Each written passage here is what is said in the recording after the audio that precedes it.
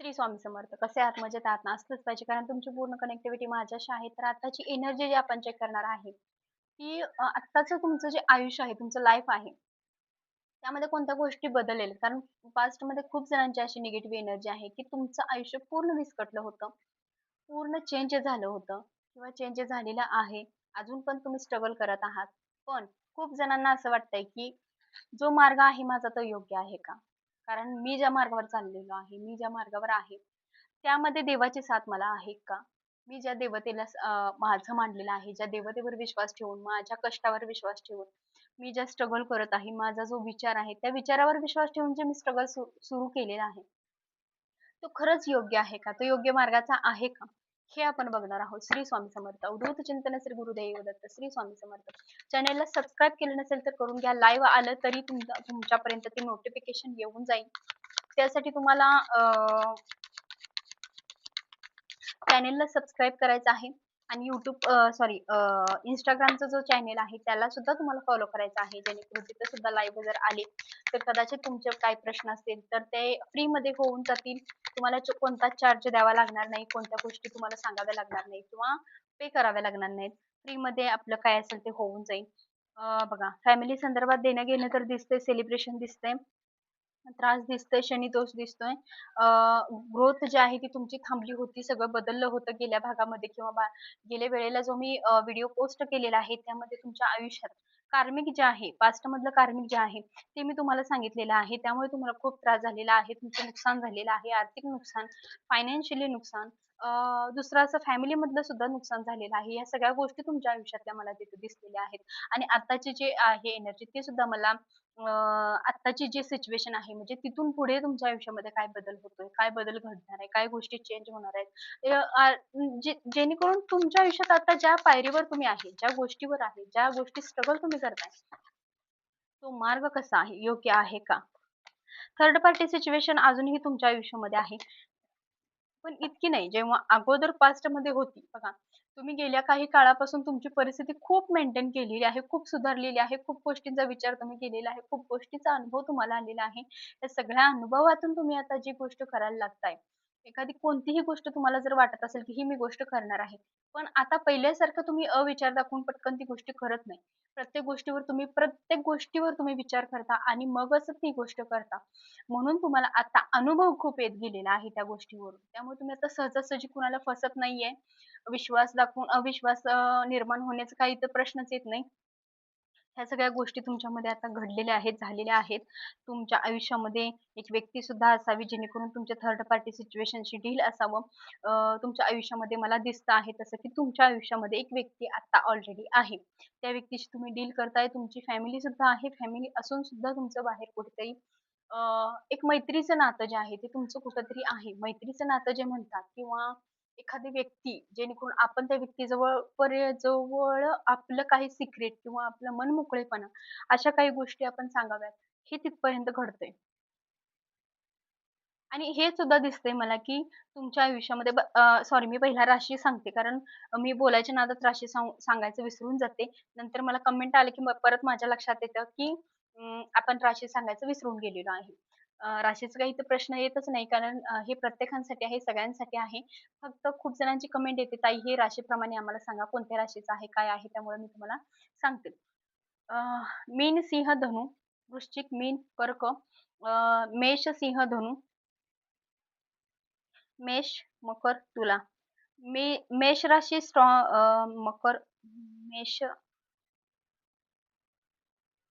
मेष, सिंह, धनु ह्या राशी स्ट्रॉंग आहेत आणि 2 राशीपैकी एका राशीला आता शनी दोष सुरू आहे. जवळ-जवळ आता 3 वर्ष झालेले आहेत. अजून 3 वर्ष कंप्लीट व्हायचे आहेत अजून. बहुतेक ह्या 2026चं जे वर्ष आहे ते त्यांचं शेवटचं वर्ष असावं शनी दोषाचं. त्या चक्रामध्ये ते अडकलेले आहेत. त्यांना तो त्रास सुद्धा आता आहे, ते भोगत आहेत. जास्त शनी दोषाचा त्रास त्यांच्या आयुष्यामध्ये जो होतोय, तो पैशासंदर्भात आहे. आर्थिक नुकसान, आर्थिक तडजोड, आर्थिक गरजा पूर्ण होत नाही न होणे, किरकोळ-किरकोळ गोष्टीमध्ये अडथळा निर्माण होणे, अशा काही गोष्टी आहेत त्या तुमच्यामध्ये आता दिसून यायला लागलेल्या आहेत.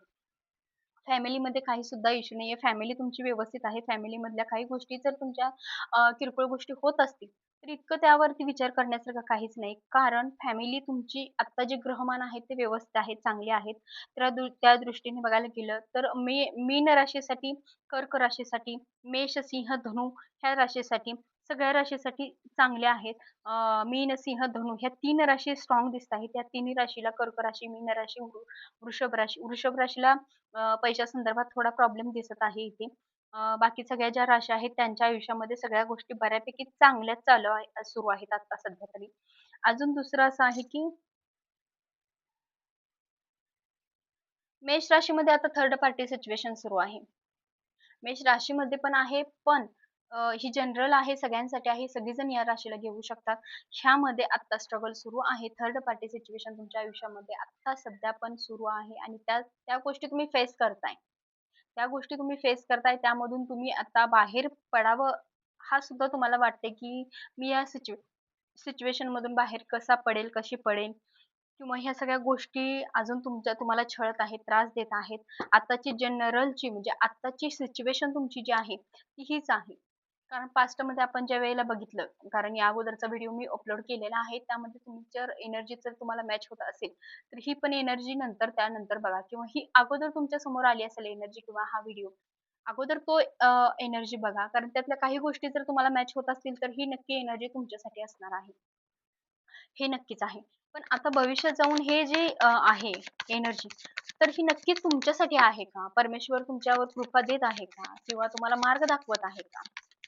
हे आपण बघूया. मार्ग दाखवत आहे का? ह्या छोट्या-मोठ्या अडचणी तर प्रत्येकाच्या आयुष्यात घडत असतात. इट्स ओके, त्याला काय एवढं काय म्हणजे टेन्शन घेण्यासारख्या त्या काही गोष्टी नाहीयेत. प्रत्येकाच्या आयुष्यात देवाला सुद्धा संकट होतं. त्यामुळे माणसाला हे संकट साहजिक आहे. पण तुमच्या आयुष्यात ज्या देवाची कृपा आहे, त्या देवाने तुम्हाला योग्य मार्गावर नेत आहे का? किंवा जो हा आता काही स्ट्रगल सुरू आहे तुमच्या आयुष्यात, छोट्या-मोठ्या अडचणी असू देत, त्याला काय एवढं हे नाही. पण हा मार्ग व्यवस्थित आहे का? देवाची साथ तुम्हाला आहे का? हे आपण बघूयात.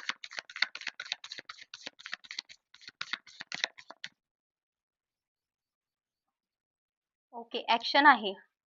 ओके. बघा, सगळं आहे व्यवस्थित. ओके. बघा, बृहस्पती चांगल्या घरामध्ये विराजमान आहे. त्यामुळे तुम्हाला सगळ्यांना लाभ आहे.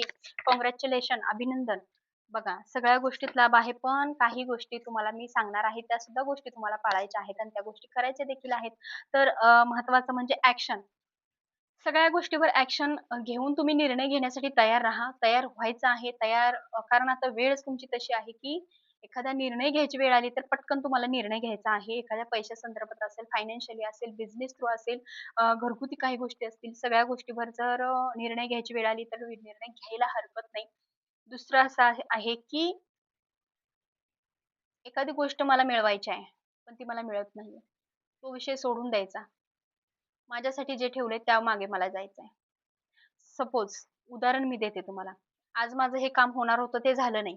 पण मला बसून चालणार नाही. मला दुसरं काम काहीतरी केलं पाहिजे. हे तुमच्या डोक्यात हे घ्यायचं आहे. कारण एका विषयासाठी तुम्ही थांबून चालणार नाहीये. आज हा एवढा मोठा तुमची एवढी मोठी डील होती आज, ती अचानकपणे कॅन्सल झाली किंवा 4 दिवसांनी होती आणि अचानकपणे कॅन्सल झाली. ओके, ठीक आहे. ते माझ्या नशिबात नव्हतं. इथं पण तेच सांगण्यात आलेले आहे. ते माझ्या नशिबात नव्हतं. ज्यावेळी माझ्या नशिबात येईल त्याच्यावरती पण स्ट्रगल तुम्हाला करायचा आहे. पण त्यासाठी तुम्हाला थांबायचं नाही. तिथून पुढचा काहीतरी मार्ग निवडायचा आहे, की मला आता हे नाहीये म्हटल्यानंतर पुढं मला काय केलं पाहिजे. हे तुम्हाला सांगण्याचा प्रयत्न आहे. आणि दुसरं असं आहे, की द्विधा मनस्थिती ठेवायची नाही. कोणत्याच द्विधा मनस्थितीमध्ये राहायचं नाही, की होईल का नाही, होईल का नाही. इथं थांबला की संपलं. थांबायचं नाही. जे होईल ते होईल. त्याला मी तयार आहे आणि हे परमेश्वराचं गाईडन्स आहे तुमच्यासाठी. देवाचा चांगला आशीर्वाद आहे, गाईडन्स आहे. आणि इथं सुद्धा राशी आलेल्या आहेत. मकर, कर्क, कन्या, मिथुन, तूळ, कुंभ, मकर. मिथुन, तूळ, कुंभ म्हणजे ऑलरेडी सगळ्या राशी इथं आहेत, इन्व्हॉल्व आहेत. त्यामुळे सगळ्यांसाठी ही एनर्जी आहे. पण ॲक्शन जी घेतलेली आहे, ती तुम्हाला घ्यायची आहे आणि ॲक्शन प्रत्येक गोष्टीवर घ्या. हे सुद्धा तुम्हाला सांगितलेलं आहे. देवाचा ॲक्शन आहे का? देवाचा आशीर्वाद आहे का? देवाचा आशीर्वाद आहे का? श्री स्वामी समर्थ. देवाचा आशीर्वाद आहे का? श्री स्वामी समर्थ. देवाचा आशीर्वाद आहे का? ओके. देवाचा आशीर्वाद आहे. 7 स्टार तुमच्या आयुष्यामध्ये आहेत. पण तुम्हाला ज्या घातक गोष्टी आहेत त्यापासून सावध राहायचं आहे. एखादा टॉवर मोमेंट तुमच्या आयुष्यात आला किंवा येऊन गेलेला असेल किंवा त्यामधून तुम्हाला काही अनुभव आलेला असेल, त्यामधूनच परमेश्वराने तुम्हाला सावरलेला आहे. विश्वास देऊन तुम्हाला यातून बाहेर काढायचं असं ठरवलेलं आहे. अजून दुसरं असं सांगायचं असं आहे, की विश्वासघातकी लोकांपासून सावध राहा. तुम्हाला विश्वास कोणावर ठेवायचा नाहीये. कुणावरच विश्वास ठेवायचा नाहीये. दुसरी गोष्ट तरच हे 7 स्टार जे आहेत तुमच्या आयुष्यात चमकणार आहेत. स्टार जे आहेत ते आता तुमचे चालू आहे तुमचा स्टार तुमचा चालू आहे आता. आयुष्यामध्ये स्ट्रगल ज्या गोष्टीचा करताय ते सगळं तुमच्या आयुष्यामध्ये सुरू आहे. पण तुम्हाला थोडासा प्रयत्न केला पाहिजे. व्यवस्थित मार्ग ज्या काही गोष्टी मी सांगितलेल्या आहेत, त्या सगळ्या व्यवस्थित फॉलो केल्या पाहिजेत.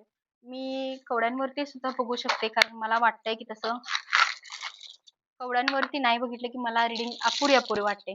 कारण देवीचा आशीर्वाद, देवीचा कौल घेतल्याशिवाय मला नाही वाटत की घराला शेवटी एक आई आणि वडिलाची साथ नक्कीच हवी असते. आपण आता देवाचा आशीर्वाद घेतला, देवीचा आशीर्वाद आपल्याला नक्कीच हवा असतो.